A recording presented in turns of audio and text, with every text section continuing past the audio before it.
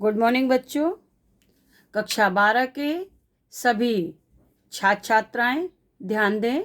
मैं आपकी विषय अध्यापिका श्रीमती मंजू गुप्ता आपको आपके हिंदी की पुस्तक के काव्यखंड का पहला लेसन पवनदूत का जो अयोध्या सिंह उपाध्याय हरिऔध द्वारा रचित प्रिय प्रवास से अवतरित है। ये खड़ी बोली का प्रथम महाकाव्य भी है।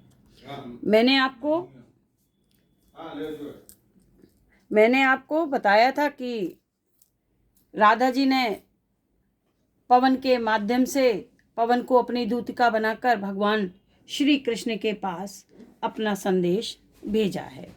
दुख से परिपूर्ण राधिका ने मथुरा के मार्ग में पड़ने वाले स्थलों का वर्णन पवन दूतिका के सामने प्रस्तुत किया है और वे उसे समझाती है कि रास्ते में तुझे बहुत सुंदर सुंदर वन उपवन भी मिलेंगे, परंतु उससे मोहित मत होना। राधा जी कहती हैं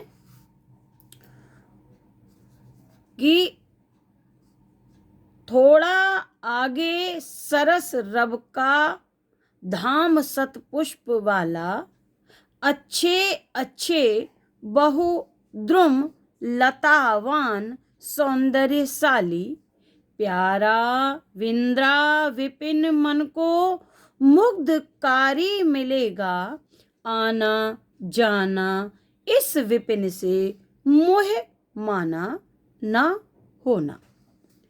राधा जी पवन से कहती हैं कि हे पवन,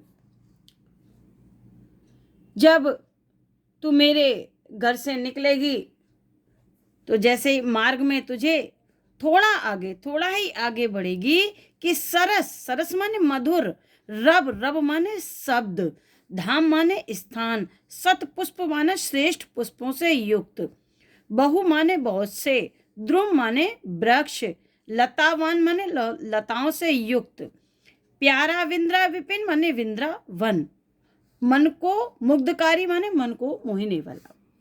राधा जी पवन से कहती है, हे पवन, थोड़ा ही आगे जाने पर तुझे अत्यंत मनोरम विंद्रावन मिलेगा। विंद्रा विपिन क्या मिलेगा? विंद्रावन मिलेगा। जिस वन में पक्षियों का सरस रब, सरस माने सुंदर, मधुर और रब माने शब्द, उसमें पक्षियों के मधुर मधुर स्वर गूंज रहे होंगे, अर्थात उसमें पक्षियों का मधुर संगीत गूंज रहा होगा।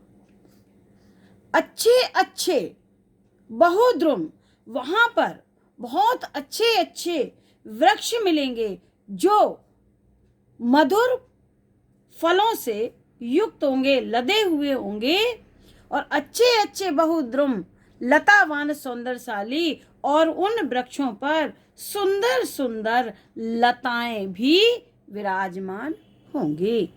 देखिए फिर से पवन से राधिका जी कहती हैं, हे पवन, तू कैसे लिखेंगे, लिखने का ढंग देखिए। राधिका जी पवन से कहती हैं, हे पवन, थोड़ा सा आगे जाने पर तुझे अत्यंत मनोहर विंद्रावन मिलेगा। मुग्धकारी माने मन को मोहने वाला, मनोहर विंद्रावन मिलेगा।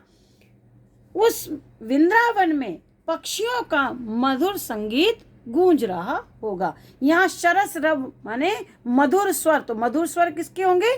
पक्षियों के। और वे सुंदर सुंदर मधुर मधुर फलों से लदे हुए होंगे, और अच्छे अच्छे बहुद्रुम, वहां बहुत से अच्छे अच्छे वृक्ष होंगे जो फलों से लदे हुए होंगे, लतावान सौंदर्यशाली, उस पे बहुत सुंदर सुंदर लताएं भी पुष्पों से युक्त चढ़ी हुई होंगी, लताओं से युक्त वे वृक्ष होंगे। प्यारा विंद्रा विपिन वन को मुग्धकारी मिलेगा, मन को मोहने वाला ऐसा तुझे विंद्रावन मिलेगा। आना जाना इस विपिन से मोह माना न होगा। हे पवन, तो उस वृंदावन में आना, उस वन में आना, इधर उधर भ्रमण करना, फिर लेकिन विपिन से मोह माना ना होगा, किंतु उस वन से में रुक करके, उस वन से मोहित होकर वहां पर रुकना नहीं। क्या कहती है? हे पवन, तू उस वृंदावन में जाना, और परंतु उसकी सुंदरता, उसके वृक्षों को देखकर, उसके पक्षियों की ध्वनि को सुनकर तो उनसे मोहित होकर वहां रुकना नहीं। आगे देखिए, जाते जाते अगर पथ में क्लांत कोई दिखावे। अब यहाँ राधिका जी अपनी पीड़ा के साथ साथ दूसरे की पीड़ा भी मार्ग में देखती हैं। वे एक लोक सेविका के रूप में यहाँ पर प्रस्तुत होती हैं। जाते जाते अगर पथ में क्लांत कोई दिखाए, राधिका जी कहती हैं, हे पवन, यदि जाते जाते मार्ग में तुझे कोई क्लांत माने दुखी, व्याकुल, थका हुआ व्यक्ति दिखाई दे, हे पवन, यदि जाते जाते मार्ग में तुझे कोई दुखी, थका हुआ व्यक्ति दिखाई दे तो जाके सन्निकट उसकी क्लांतियों को मिटाना। तो हे पवन, तो उस थके हुए, उस पीड़ित व्यक्ति के पास उस जाना और उसके दुखों को दूर कर देना। धीरे धीरे परस, परस माने स्पर्श, गात माने शरीर, उत्ताप माने गर्मी, तपन, और धीरे धीरे हे पवन उसके शरीर का स्पर्श करके उसके शरीर की तपन को, उसके शरीर की गर्मी को मिटा देना। सदगंधों से श्रमित जन को हर्षितासा बनाना, सदगंधों से और अपनी सुगंधों से उस थके हुए व्यक्ति को प्रसन्न कर देना। क्या कहती हैं? फिर से देखें, मार्ग में जाते जाते यदि कोई दुख से पीड़ित व्यक्ति तुम्हें दिखाई दे, थका हुआ व्यक्ति दिखाई दे, तो उसके पास जाकर हे पवन उसके दुखों को, उसके कष्टों को, उसकी पीड़ा को, उसके थकावट को मिटा देना, और उसके शरीर का धीरे धीरे स्पर्श करके उसके शरीर की तपन को मिटा देना, और अपनी सुगंधों से उस श्रमित जन को, उस थके हुए व्यक्ति को हर्षितासा बनाना, प्रसन्न कर देना। बच्चों, आज यहीं तक पढ़ा रही हूँ। तीसरा आपको पहले मैंने आगे पढ़ा दिया था, अब आज के ये पढ़ा रही हूँ। इसके कुछ क्वेश्चन आंसर है जिसे आपको करना है, वो आप देखिए। देखिए, इंडिकेशन दे दिए, थोड़ा आगे सरस्वती का धाम सब पुष्प वाला, ठीक है, यहाँ से लेके हर्षितासा बनाना। पहला प्रश्न वही है पूर्ववत कि पद्यांश के पाठ और कवि का नाम लिखिए। आपने ऊपर लिखा हुआ है पाठ का नाम और कवि का नाम। दूसरा प्रश्न है रेखांकित अंश की व्याख्या कीजिए। मैंने आपको जो रेखांकित अंश दिया था उसकी आपको व्याख्या करनी है। तीसरा प्रश्न है राधिका ने पवन से कहाँ मोहित होकर न रुक जाने के लिए कहा। आंसर कैसे लिखेंगे आप? देखिए, मैं आपको बता रही हूँ।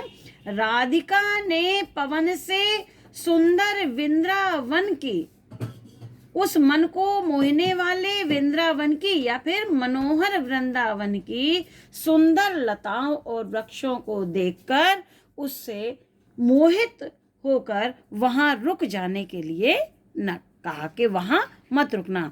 फिर से देख लीजिए एक बार। राधिका जी ने पवन से कहा कि हे पवन, तो उस वृंदावन के सुंदर वृक्ष और लताओं को देखकर उनसे मोहित होकर वहां रुकना नहीं। कहाँ रुक जाने के लिए नहीं कहा? वृंदावन में, ठीक है।